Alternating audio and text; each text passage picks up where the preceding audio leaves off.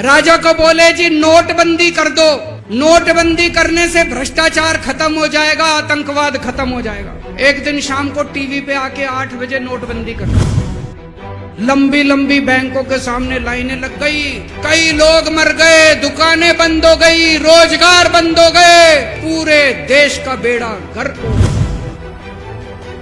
फिर एक दिन कोई आके बोला जी 2000 का नोट ले आओ। राजा 2000 का नोट ले आया। 4 साल बाद कुछ लोग आके बोले जी 2000 का नोट बंद कर दो। राजा ने 2000 का नोट बंद कर दिया। राजा को अक्ल तो थी नहीं, बेवकूफ था, अनपढ़ था। एक बार कुछ लोग आके बोले जी ये किसानों के कानून बना दो, इस कानून से किसानों का भला होगा। राजा ने कानून बना दिए, पूरे देश के किसान सड़कों पे उतर आए। 750 किसान मर गए आंदोलन में, और 1 साल के बाद राजा को वो तीनों कानून वापस लेने पड़े। राजा अपने दोस्तों का बड़ा ख्याल रखता था।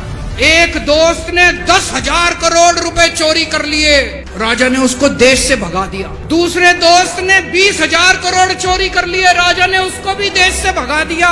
पर एक दोस्त ऐसा था जिससे राजा की ज्यादा ही दोस्ती थी। उसको उन्होंने सारे एयरपोर्ट बेच दिए, सारे जहाज बेच दिए, सारे सी पोर्ट बेच दिए, खदाने बेच दी। उस दोस्त पे राजा मेहरबान था। राजा का एक और दोस्त था। वो दोस्त इतना गंदा था कि उसने कुछ अंतर्राष्ट्रीय खिलाड़ी महिलाओं के साथ बदतमीजी करी, लेकिन राजा ने दोस्ती नहीं छोड़ी। चौथी पास राजा, ये कहानी एक राजा की है, एक चौथी पास राजा की कहानी है, एक अहंकारी राजा की कहानी है, एक भ्रष्टाचारी राजा की कहानी है। इस कहानी में राजा तो है, रानी नहीं है। तो एक महान देश था। उस देश के एक गांव में, बहुत गरीब घर में एक बच्चा पैदा हुआ। ऐसे गांव का ज्योतिषी आया, उसने बच्चे की कुंडली देखी और बच्चे की माँ को बोला कि माई, तेरा बेटा बड़ा होके बहुत बड़ा सम्राट बनेगा। बच्चा धीरे धीरे बड़ा होने लगा।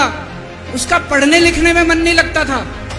पढ़ते पढ़ते क्लास करते करते चौथी में आके उसने नाम कटवा लिया। उसका पढ़ाई लिखाई में मन नहीं लगता। गांव के बगल में एक रेलवे स्टेशन था। वो बच्चा वहां स्टेशन पे जाके चाय बेचने लगा। बच्चा बड़ा हुआ, बड़ा होके बच्चा उस महान देश का सम्राट बन गया। लेकिन राजा तो अनपढ़ था, उसे तो कुछ आता नहीं था। वो राजा अनपढ़ था, उसे लगता था मैं अगर अफसरों से पूछूंगा तो मेरी कमजोरी सबके सामने प्रकट हो जाएगी। अफसरों को लगेगा मेरे को कुछ आता नहीं है। अफसर जो मर्जी लेके आते थे वहां साइन कर देता था। धीरे धीरे पूरे देश के अंदर फैल गया कि राजा अनपढ़ है, राजा अनपढ़ है। राजा को बड़ा बुरा लगने लगा। एक फर्जी डिग्री का जुगाड़ कर लिया, एमए की डिग्री का। पर सच्चाई तो पूरे देश को पता थी, राजा तो अनपढ़ था। धीरे धीरे राजा अहंकारी भी होता गया। अहंकारी राजा और ऊपर से अनपढ़। एक बार उस देश के अंदर बहुत बड़ी महामारी फैल गई। चारों तरफ महामारी फैल गई, लोग मरने लगे। किसी ने आके बोला जी थाली बजवाओ तो देश ठीक हो जाएगा। तो राजा ने पूरे देश में थाली और चम्मच बजवा दिए। महामारी तो नहीं बची, महामारी तो फैली रही। किसी ने आके कहा जी डॉक्टरों की जरूरत पड़ेगी, दवाइयों की जरूरत पड़ेगी, इंजेक्शन की जरूरत पड़ेगी, तब महामारी। राजा का एक और दोस्त था। उस दोस्त ने किसानों के ऊपर गाड़ी चढ़ा दी, रौंद दिया, कुचल दिया किसानों को। राजा ने अपनी दोस्ती नहीं छोड़ी। इस बात पे तो दाद देनी पड़ेगी कि राजा दोस्तबाज था। चारों तरफ अत्याचार हो गया। चारों तरफ देश के अंदर इनके अपने लोग जो थे वो बलात्कार करने लगे, गलत काम करने लगे, हाहाकार मच गया।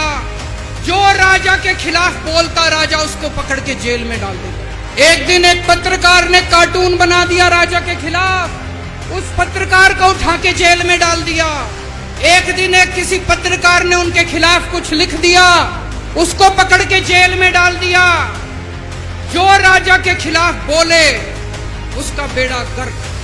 कोई जज अगर उस राजा के खिलाफ ऑर्डर करता था, राजा उसको बख्शता नहीं।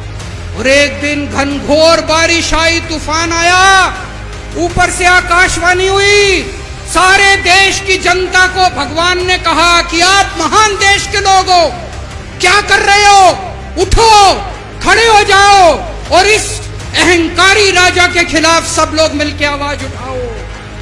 और उसके बाद दोस्तों सोई हुई जनता जाग गई और 1 साल के अंदर उस अहंकारी राजा का राजपाट जनता ने उखाड़ के फेंक दिया। और उसके बाद वो महान देश दिन दूनी रात चौगुनी प्रगति करने लगा।